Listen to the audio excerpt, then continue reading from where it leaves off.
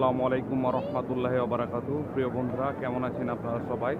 আলহামদুলিল্লাহ, আল্লাহর অশেষ মেহেরবানিতে আমিও ভালো আছি। আজ পবিত্র শুক্রবার 22শে নভেম্বর 2024 সাল।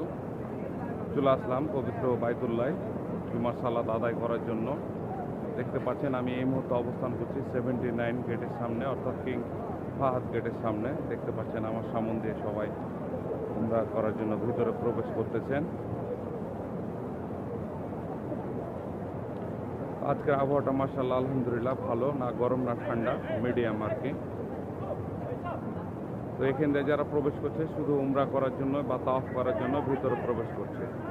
যেমন আমি নামাজ পড়বো, আমাকে এই জায়গাতে ঢুকতে দিবে না, এখানে শুধু উমরার লোক, তারা এখানে ভিতরে প্রবেশ করবে।